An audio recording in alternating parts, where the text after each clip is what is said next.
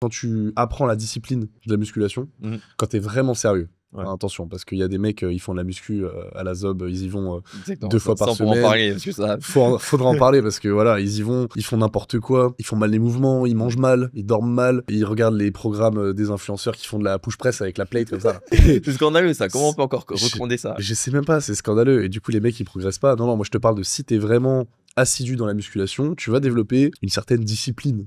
Tu vois, c'est naturel. Et du coup, cette discipline, après, tu vas pouvoir l'appliquer dans tous les domaines de la vie. Tu vois. Que ce soit business, relations, tu as une certaine, aussi une loyauté qui se développe. Tu vois. Parce que t'es vraiment focus sur quelque chose.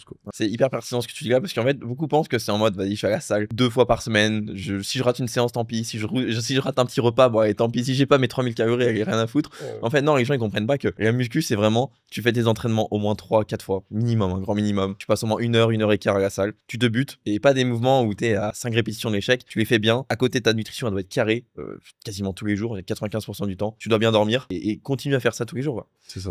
Tu pourras jamais avoir de résultats si déjà, c'est pas comme ça. C'est ce que tu as dit, c'est les 3 piliers, c'est-à-dire entraînement, nutrition, récupération, donc sommeil. Et en parallèle de ça, la discipline, la répétition sur le long terme. Quoi. Parce que si, tu peux être super focus, hein. Tu comptes tes calories à la calorie près, tu comptes même ton dentifrice. Je te jure, j'ai des élèves, je vous blague pas, qui m'ont dit ouais, est-ce que je compte mon dentifrice dans les calories? Et ça m'a fait vachement marrer. Mais en vrai, c'est mignon, tu vois. Ouais, clairement. Ça ils sont disciplinés. Ça veut dire qu'ils sont déterminés, tu vois. Mais mieux vaut être la règle du 80-20, tu vois. Ouais.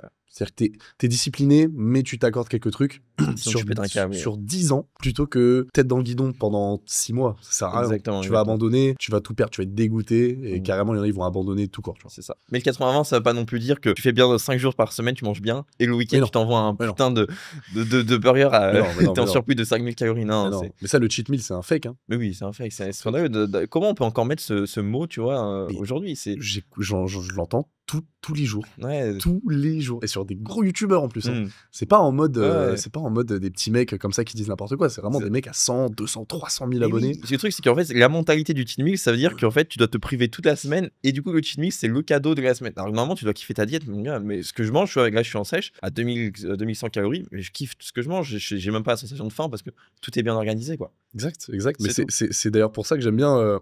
T'as fait un nouveau concept un peu de vidéo où tu montres les équivalences caloriques. Où tu montres par exemple, genre des sneakers. Il va montrer des sneakers. Après, il va montrer une salade, tu vois. Et tu vois qu'en fait, pour le même nombre de calories, tu peux être tellement plus calé. Bon, après, sneakers et salade n'a rien à voir niveau macro, tu vois. Exactement. C'est un très mauvais exemple ce que j'ai pris là, mais de toute façon, allez voir les vidéos, vous allez comprendre ce qu'il fait. Quoi. Ouais, non, mais entièrement d'accord. C'est vrai que le volume, et comme tu dis, c'est hyper important. Après, bien sûr, il n'y a pas de glucides dans la salade. Du coup, si t'as pas tes glucides dans la journée, voilà, c'est ça. C'est pas possible. Donc, Et en fait, pour finir sur ce point-là, c'est que la plupart des gens n'ont pas conscience à quel point ça demande de la discipline et de changer tes habitudes par rapport à ce que tu fais aujourd'hui. C'est-à-dire que la plupart des gens aujourd'hui, ils ont si tu fais pas de muscu, généralement, t'as un rythme de vie, tu t'en bats les couilles un peu de tout, tu vas pas à la salle. Et toutes ces nouvelles habitudes, au début, mon gars, ça va être vraiment dur de les mettre en place, ce qui est tout à fait normal. C'est pour ça qu'il faut y aller step by step, pas non plus tout changer du jour au lendemain. Mais ça demande quand même un investissement qui est énorme. Et la muscu, c'est pas en mode, vas-y, j'y vais tranquille. Avec le poteau, on parle pendant 5 minutes entre les séries, quoi. C'est vraiment pas. Comme la plupart des gens. Tu vas basique en France, les mecs sont tous sur leur portable à scroller sur TikTok, ils se branlent, tu sais pas ce qu'ils font, alors qu'ils font tout sauf s'entraîner. Exactement. Ils font tout sauf s'entraîner. Mais pour rebondir sur ce que tu disais, ouais, c'est petit à petit, vraiment. Faut pas tout changer d'un coup, parce que t'as plus de chances de mal gérer ça et du coup d'abandonner. Donc si tu fais un petit truc de plus chaque jour. C'est ça. Tu commences avec 3 séances par semaine, tranquille, de 1 heure, c'est déjà bien. Exactement. Au niveau de la nutrition, petit à petit, tu changes. Même niveau intensité. Tu vois, moi, quand je vois beaucoup de coachs qui font l'entraînement à l'échec, 2 RIR, tu vois, 2 reps en réserve, il faut vraiment se rapprocher de l'échec, nanana. Mais un mec qui a jamais fait de muscu va lui dire de faire du squat à l'échec. Non seulement il aura pas assez entre guillemets de proprioception, tu vois, pour savoir si le gars il est proche de l'échec ou non, mais surtout la dangerosité du truc.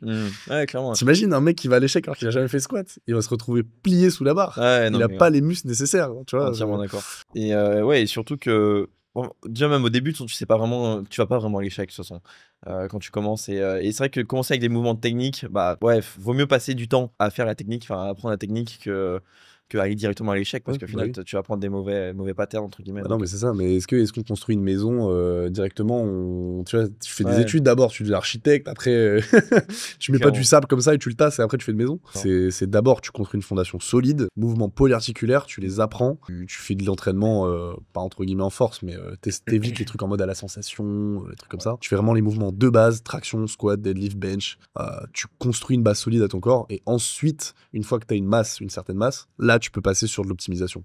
Sur du beaucoup plus spécifique qu'au début. Et du coup, ouais, ça, en fait, là, ce qu'on vient de parler, c'est vraiment en fait les fondations en muscu. Et le truc, c'est que je remarque qu'en soi, quand on a les fondations en musculation, après, il n'y a pas besoin non plus de en fait, trop, entre guillemets, overthinker. Donc en français, on pourrait dire trop réfléchir à ça, etc. C'est qu'une fois qu'on a les fondations, et au pire, en fait, beaucoup vont dire ouais, mais il faut beaucoup s'enseigner au début. Perso, le truc que je recommande, c'est toujours déjà prendre un coach. Enfin, franchement, peu importe le domaine, si tu veux faire du C'est piano, clair. tu vas pas apprendre par toi-même sur internet, c'est relou. Tu prends un coach, et c'est pas parce qu'on vend des prestations ou quoi que ce soit. Même si c'est pas avec nous, prenez un coach, ce que je recommande, et ça va vous faire gagner du temps. Et en fait, t'as même plus à réfléchir finalement. T'as même plus à réfléchir. Et le truc, c'est qu'en plus, la muscu, c'est quelque chose où c'est un peu un sport où t'as même pas besoin de réfléchir. C'est-à-dire que tu appliques chaque jour les choses au niveau de la nutrition, l'entraînement, Voilà. tout. Et si t'as des changements, au pire, tu dis à ton coach, fais les changements.